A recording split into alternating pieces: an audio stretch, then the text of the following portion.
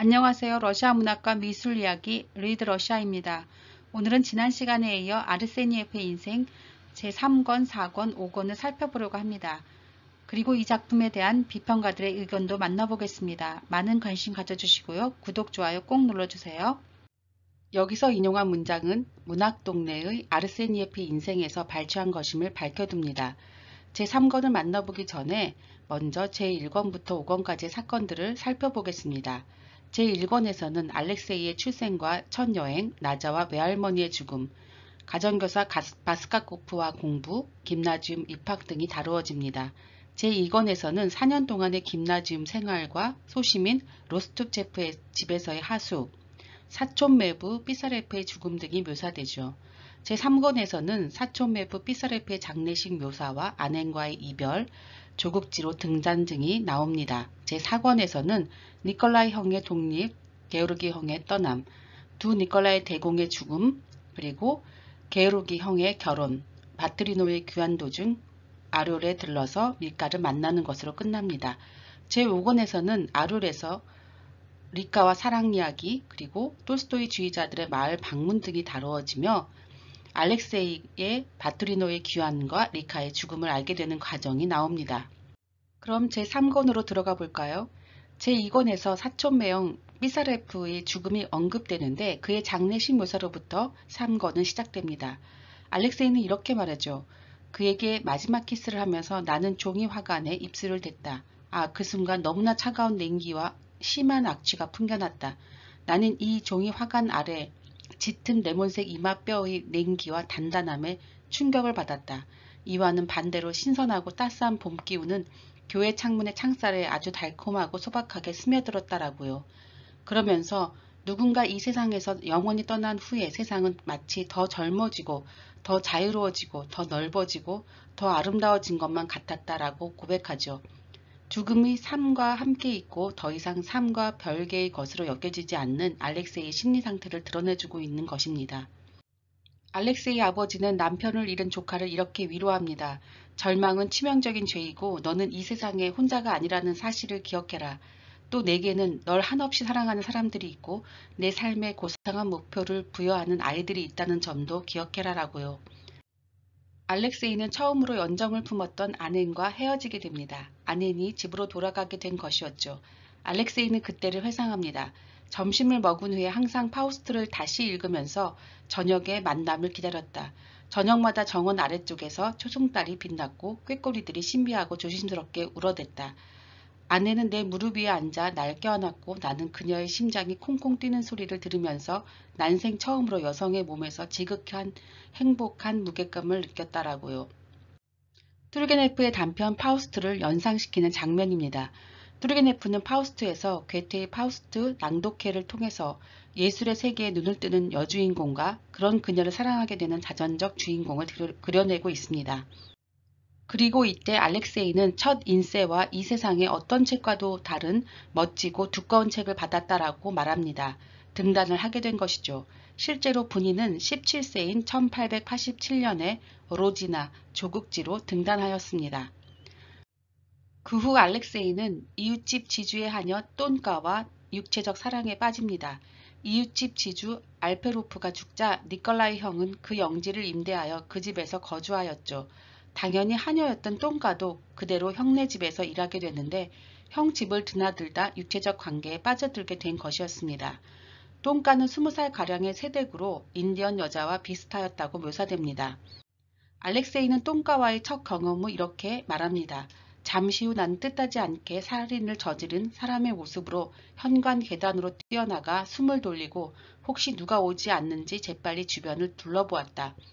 아무도 보이지 않았고 모든 것이 평이하고 조용했다라고요. 톨스토이는 안나 까리나에서 브론스키와 안나가 첫 육체관계를 맺은 후 브론스키가 자신의 정사를 살인행위로 묘사했던 것과 유사한 부분입니다. 그러면서 알렉세이는 내 인생에서 갑자기 일어난 무섭고 돌이킬 수 없는 파국의 느낌과 밀치듯이 기쁜 승리감이었다라고 상반된 느낌을 표현하죠. 똔가와의 관계와 질투, 집착을 광기였다라고 말합니다. 둘의 관계는 똔가의 외도를 알아챈 남편이 니콜라이 형을 찾아와서 둘의 관계를 발설하며 끝이 납니다. 니콜라이 형은 오늘 아침에 그녀를 해고했어. 안 그러면 이 일이 살인으로 끝날지도 몰라라고 알렉세이에게 경고하죠. 그리고 알렉세이는 니콜라이 형의 집을 드나드는 것을 멈춥니다.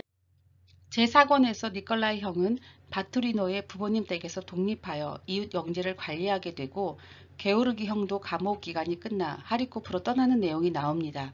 알렉세이도 떠날 때가 되었다는 것을 느끼게 되죠. 이런 고백이 나옵니다. 삶이란 인상, 장면, 형상들의 무질서한 축적이고 이 가운데 가장 하찮은 것들만이 우리 마음속에 남는다는 사실을 알았다라고요. 본인이 수많은 장면을 연관성 없이 묘사하거나 시적 묘사에 집착한 이유를 알 수 있는 대목입니다. 게오르기 형이 하리코프로 떠난 날 역에서 돌아온 후 너무 지친 말이 죽음을 맞는 일이 발생합니다. 알렉세이가 화에 못 이겨 말을 쉬지도 못하게 하고 너무 혹사시킨 탓이었죠. 아버지는 알렉세이의 방으로 들어와 자신이 아끼던 값비싼 벨기에 쌍발 총을 주면서 이렇게 말합니다. 니콜라이는 조금이라도 생활이 보장되어 있고 게오르기도 교육이라도 받았건만 너는 아름다운 영혼 말고 뭐가 있니? 슬픔보다 더 큰 불행은 없단다라고 위로하죠. 자신의 미래를 고민하던 알렉세이는 지금은 모두가 민중을 위한 사업, 민중에게 진 부채의 상환을 되뇌고 있다. 그러나 나는 민중에 대한 어떤 부채의식도 없다. 나는 민중을 위해서 나 자신을 희생할 수 없고 민중에게 봉사할 수도 없고 아버지 말대로 지방의회 정당에서 행동할 수도 없다라고 답답해합니다. 자유로운 영혼, 본인의 성향을 알 수 있는 대목입니다. 알렉세이는 아료의 골로스, 즉 목소리지에 일자리를 구하러 가겠노라고 게오르기 형에게 편지를 씁니다. 그리고 게오르기 형이 있는 하리코프로 떠나죠. 하리코프에서 게오르기 형이 속해 있던 그룹에 함께 섞이게 됩니다. 알렉세이는 하리코프에서 만난 혁명가들에 대해 이렇게 말합니다. 그들은 러시아의 과거와 현재를 부정했고 러시아의 미래를 위해 투쟁해야 했다. 대체로 아주 편협하고 직설적이고 인내심이 없었으며 아주 단순한 뭔가를 믿었다. 그들은 이렇게 생각했다. 우리 모두는 그저 온갖 종류의 박해받고 굴욕당한 사람들일 뿐이며 모든 악은 우익에 있고 모든 선은 좌익에 있으며 모든 불행은 통치자와 사악한 지배자들에게 있으며 모든 구원은 변혁 속에 헌법이나 공화국 속에 있다는 신념이었다라고요. 그리고 이렇게 고백하죠. 하리코프에서 나는 이런 부류의 집단에 속해 있었는데 나와는 맞지 않았다. 혁명가들과 신념이나 사상, 세계관을 공유하지 못했던 본인의 내면을 알 수 있는 대목입니다. 이 당시 알렉세이는 이고리 원정기에 매료당해 있었습니다. 그 장면들 속에 빠져 그 속에서 숨쉬고 생활하죠. 게르기 형은 비밀 결혼을 하게 됩니다. 형이 사랑한 여인은 부유한 가문 출신의 자유를 사랑하는 인민주의적 열망 속에서 자란 아가씨였습니다. 오직 이 민중을 위해 민중을 위한 투쟁 속에서 사랑하는 사람과 손을 맞잡고 살기 위해 일찍 결혼했습니다. 그러나 남편은 그녀 덕분에 부자가 된 후 이전의 열망을 잊어버려 남편에게 실망한 상태였죠. 그녀는 민중들이 모두 불행한데 자신은 행복한 것이 너무나 고통스럽고 수치스러워서 황산으로 손을 태우기도 했던 여인이었습니다. 그녀는 형을 사랑한다는 것을 깨닫고 절망에 빠져 바다로 뛰어들기까지 했지만 어부들한테 구조되죠. 결국 둘은 비밀 결혼을 하게 됩니다. 그러나 이런 말을 모두 듣고 알렉세이는 형의 여주인공에 대한 적의가 일어났다라고 고백합니다. 너무 낭만주의적이라는 것이죠. 하지만 실제 형수를 보게 되자 적의는 사라지게 되고 그녀의 자유분방한 매력과 여성스러움에 너무 놀라게 됩니다. 형이 우리 말고 다른 사람도 사랑하고 있다는 사실에 큰 상처를 입었고 외로움을 느끼며 쓰라린 감정과 실망을 맛보았다고 말하지만 둘을 받아들이게 됩니다. 형에 대한 본인의 사랑과 애정을 짐작할 수 있는 대목입니다. 하리코프를 떠나 바투린으로 가기 전 알렉세이는 레스코프와 뚜르게네프의 아료를 둘러보기로 결심합니다. 그리고 일 때문에 들린 골로스 목소리 편집국에서 리카와 마주치게 되죠. 실제로 본인은 1889년에서 1890년까지 아료울지의 직원으로 일했던 적이 있었고 리카의 원형이 된 파셴코와 사랑에 빠졌었습니다. 제4권에서도 어김없이 죽음이 등장합니다. 니콜라이 대공의 사망을 지나가는 객차로 보게 된 것이죠.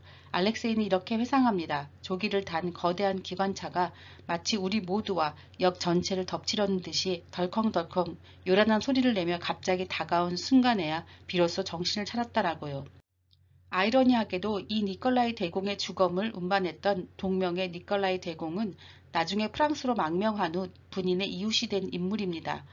프랑스에서 있었던 니콜라이 대공의 장례식에 참여했던 알렉세이는 이렇게 말합니다. 살아있는 모든 것들에 한없이 낯선 음울하고 검붉은 산백은 이미 빛을 잃어버리고 거친 겨울밤 속으로 사라지면서 밑에서부터 이미 회청빛의 짙은 안개 속에 반쯤 잠겨버렸더라고요. 분인의 서술은 인상주의적이라는 말을 많이 하는데 그 근거를 알 수 있는 문장입니다. 이 책의 마지막 제5권은 원래 리카라는 제목으로 출간되었다는 것에서도 알 수 있듯이 리카와의 사랑과 이별에 헌정된 부분입니다. 이 책에서는 한때 톨스토이에 심취해서 톨스토이 주의자들의 마을을 방문하곤 했던 경험도 서술됩니다. 실제로 톨스토이를 만났던 일화도 간단히 소개되죠. 톨스토이를 방문하러 모스크바에 갔고 모스크바에서 돌아오자마자 유별난 즐거움을 느끼며 세상의 유혹에 푹 빠졌다라고 황홀해합니다. 그리고 러시아 작가들 가운데 실제로 가장 친했던 체호프에 대한 언급도 나옵니다. 체호프라는 이름에는 그 단편을 꼭 보게 만드는 뭔가가 있다. 처음 몇 줄만으로도 이야기가 주는 기쁨 때문에 질투 어린 고통을 느끼지 않을 수 없었더라고요. 제5권에서는 본인이 무엇을 쓰고 싶어 했는지를 알 수 있는 문장들도 나옵니다. 그는 무엇을 쓸 것일까를 고민하며 이렇게 말하죠. 최소한 러시아에 대해 써야 한다. 나라는 존재가 어떤 나라에 속하고 어떤 인생의 결과로 이 세상에 태어났는지 독자들이 이해하도록 해야 한다라고요. 알렉세이는 그 당시 발표되었던 단편 두 편에 대해 이렇게 말합니다. 내가 만난 적도 없고 실제로 불쌍히 여기지도 않는 농부들의 이야기와 지주의 파산에 관한 이야기였다라고요. 그러면서 사실 나는 가난한 지주 R의 집 앞에서 자라는 커다란 은색 포플러와 지주의 서재 책상 위에 놓인 움직이지 않는 박제된 매에 관해 쓰고 싶었다라고 말합니다. 또한 만일 내가 파산에 관해 쓴다면 파산의 시적 요소만을 묘사하고 싶다. 척박한 대지, 어떤 저택의 황폐한 잔재, 정원, 하인들, 말들, 사냥개, 노인들과 노파들, 즉 늙은 지주들을 그리고 싶었더라고요. 그가 정말로 관심이 있었고 쓰고 싶었던 것은 시적인 요소였다는 것을 알 수 있는 대목입니다. 그리고 분이는 이 책이 자서전으로 불리는 것을 아주 싫어했다고 합니다. 하지만 이 책이 자전적 소설인 만큼 분인의 사랑관 그리고 자연에 관한 관점, 개성들을 알 수 있는 여러 가지 근거들을 제공합니다. 그것들은 편린으로 존재하지만 어쨌든 독자들은 분인이라는 작가에 좀 더 가까이 갈 수 있는 여지를 만들게 됩니다. 그럼 내용을 살펴볼까요? 아듈의 목소리 편집국에서 리카를 만난 후 알렉세이는 아듈에 남게 됩니다. 그는 함께 일하자는 제안을 받았을 뿐만 아니라 선불도 제안받았죠. 곧 리카와 사랑에 빠집니다. 자유분방하고 무사태평한 성격의 의사였던 리카의 아버지는 둘의 관계를 반대합니다. 리카의 아버지에게 알렉세이는 대학생이 되겠다고 말합니다. 그러나 리카의 아버지는 난 두 사람이 가난과 불안정한 생활 속에서 불행하게 사는 것을 보고 싶지 않다며 반대하죠. 그런데도 둘의 관계는 지속됩니다. 리카는 연극을 좋아하고 자주 극장을 가려고 합니다. 반면 알렉세이는 연극을 싫어합니다. 그는 대부분의 남녀 배우들의 재능이란 다른 사람보다 천박해질 수 있는 최상의 기술에 불과하며 가장 천박한 기준에 따라 아주 그럴듯하게 창작하고 예술가인 척하는 기술이라고 말하죠. 대신 분이는 자연에 예민하게 반응하고 자연을 노래하고 사랑합니다. 우리는 자연과 결코 분리될 수 없고 아주 작은 공기의 움직임 하나하나도 바로 우리 자신의 생명의 움직임이다라고 말합니다. 그러나 리카는 그렇게 사는 건 거미들 뿐이야 라고 말하죠. 둘은 무도회도 자주 다니게 됩니다. 알렉세이는 무도회에 아빌로바의 죽은 남편의 연미복을 입어야만 했다. 사실 한 번도 입지 않은 것 같은 새 연미복이었지만 내 마음에 깊은 상처를 입혔다라고 말합니다. 실제로 분인은 외모에 많은 신경을 썼다고 하는데 분인의 이런 면을 볼 수 있는 말입니다. 자세한 것은 분인의 생애편을 참고하세요. 이때 알렉세이의 강력한 연적이 등장합니다. 바로 보고몰로프라는 영리하고 활달하고 명랑한 청년이었죠. 대학을 졸업하고 외국에서 살았으며 두 개의 외국어도 구사하는 인물이었습니다. 그는 괴물처럼 뚱뚱했다고 묘사되죠. 리카의 아버지는 돈 많은 모고볼로프와 딸이 결혼하기를 원하지만 리카는 그의 청혼을 거절합니다. 게오르기 형이 폴타바로 떠나자 리카와 함께 그곳 지방자치회 통계구에서 일하기로 하고 폴타바로 갑니다. 둘은 함께 지내지만 리카는 곧 난 자기에게 공기 같은 것이 될까봐 걱정이야. 공기 없이는 살 수 없지만 공기에 관심을 갖지는 않아 라고 불안해하죠. 알렉세이와의 미래를 꿈꾸는 리카와 달리 알렉세이는 내게 아이들과 집은 특히 견딜 수 없는 것이었다라고 고백했듯이 실제 분이는 평생 아이 없이 살았습니다. 그러나 분이는 젊은 시절에는 여행을 즐기며 건강을 유지하였지만 노년에는 가난과 병에 시달리게 되었었죠. 결혼해서 아이를 갖고 싶어하는 리카에게 알렉세이는 불면의 존재들은 창조하고 필멸의 존재는 자기와 비슷한 것들을 만들어낸다라고 말합니다. 그는 리카에게 오직 날 위해서 날 보며 살아라. 내게서 자유와 고집을 빼앗지 마라. 그러면 난 널 사랑하고 이로 인해 더욱더 널 사랑하리라 라고 주입하려고 했다고 말합니다. 그의 사랑관을 엿볼 수 있는 문장이죠. 리카와 생활하는 중에도 알렉세이는 톨스토이 주의자들의 마을을 드나들고 수도원 등을 혼자 다닙니다. 본인이 여행을 좋아했던 이유를 알 수 있는 문장이 나오는데요. 여행에 대해 리카에게 이렇게 말합니다. 항상 축제 같고 인생에 대한 느낌을 고양시켜주는 새로운 것이 있어라고요. 고골의 말도 인용합니다. 신은 어떤 사람에겐 편안한 잠자리를 주고 다른 사람에겐 방랑의 의지를 준 자라고 말하죠. 톨스토이 주의자들의 마을에서는 햇볕에 검게 그을리고 건강한 미를 뽐냈던 소아시아 여자들에게 마음을 빼앗기기도 하고 한 여인과는 로맨스까지 이어지죠. 결국 여인과의 에피소드 후에서야 다시는 마을의 모습을 나타내지 않게 됩니다. 이런 알렉세이에게 리카는 내가 자기의 자유와 사명에 방해가 된다는 것을 깨달을 경우에만 자기를 버릴 거야 라고 말합니다. 결국 리카는 11월에 아버지가 있는 집으로 떠났고 알렉세이는 전보와 편지를 보내지만 돌아온 것은 그녀 아버지의 내 딸은 떠났고 소재지는 아무에게도 알리지 않았네 라고 하는 말이었습니다. 알렉세이는 내가 그날 밤에 자살을 하지 않은 것은 오늘 자살하든 내일 자살하든 마찬가지라고 굳게 믿었기 때문이다라고 말할 만큼 큰 상처를 받습니다. 알렉세이는 부모님이 계시는 바투리나로 돌아가죠. 나이 들고 가난에 찌든 부모님을 보고 노년과 가난의 단정함을 보는 것은 고통스러웠다라고 말합니다. 그는 나는 20살, 아버지는 60이었고 항상 아버지를 정당하게 평가하지도 못했고 사랑하지도 못했던 것이다 라고 고백합니다. 그리고 리카의 진실을 알게 되죠. 봄에 그녀가 폐렴에 걸려 집안으로 돌아왔고 일주일도 못돼 죽었다는 사실을요. 그리고 이렇게 말합니다. 나는 지금까지 리카가 첫 월급을 타서 선물한 갈색 염소 가죽 노트를 간직하고 있다. 아마도 그날은 그녀의 일생에서 가장 감동적인 날이었을 것이다 라고요. 이 노트를 선물하면서 그녀가 첫 페이지에 쓴 몇 단어를 아직도 읽을 수 있다. 흥분하고 서투르고 부끄러운 나머지 잘못 쓴 2단어까지도라고 말합니다. 이 말은 자신만을 바라봐주길 원했던 군인의 사랑관을 드러내주는 문장이란 생각이 듭니다. 또한 너무 남성적 시각에서만 쓴 것이 아닌가 하는 생각도 들죠. 리카가 그날을 자기 인생에서 가장 감동적인 날로 기억할까요? 의문이 듭니다. 군인 아내 베라 브롬체바의 회상에 따르면 리카는 실제 파셴코와 닮은 구석이 없었다라고 말했습니다. 군인 아내의 의견으로는 이반 본인이 사랑했고 좋아했던 모든 여인들의 특징이 담겼다고 말합니다. 제5권 마지막에 리카의 꿈을 꾼 알렉세이는 그들이 함께 인생과 젊음을 보냈던 그때의 나이에 머물러 있었다라고 말합니다. 이 책은 나는 그녀를 어렴풋이 보았지만 커다란 사랑과 기쁨의 힘을 결코 누구에게서도 느낄 수 없는 육체적이고 정신적인 친근함을 강하게 느꼈다라고 끝납니다. 과거와 현재가 삶과 죽음의 경계가 허물어지고 기억과 감각이 하나가 되는 것을 말해주는 문장입니다.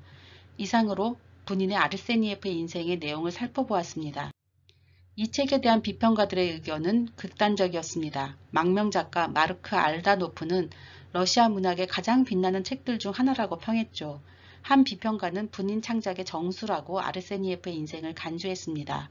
또 어떤 이는 이 작품을 러시아 문학의 가장 아름다운 작품들 중 하나로 꼽았습니다. 그러나 어떤 비평가는 본인의 아무 연관도 없는 회상작품이라고 호평했습니다. 그러면서 수사학의 연기가 더 생생한 묘사를 가리웠고 책 전체가 아무 의미도 없고 설명할 수도 없는 눈물의 안개로 덮여있다라고 말했죠. 또 어떤 비평가는 소설이 객관적이고 현실적으로 의미 있게 되는 것을 방해하는 일종의 의도된 명목 속에서 과거를 근거 없이 이상화했다라고 본인을 비난했습니다. 장르에 대한 평가도 다양했지요. 모스크바 대학교 교수 리디아 꼴로바예바는 이 작품을 삶의 흐름 소설로 정의하였습니다. 본인이란 책의 저자 유리 말체프는 아르세니에프의 인생을 최초의 러시아 현상학적 소설로 정의하였죠.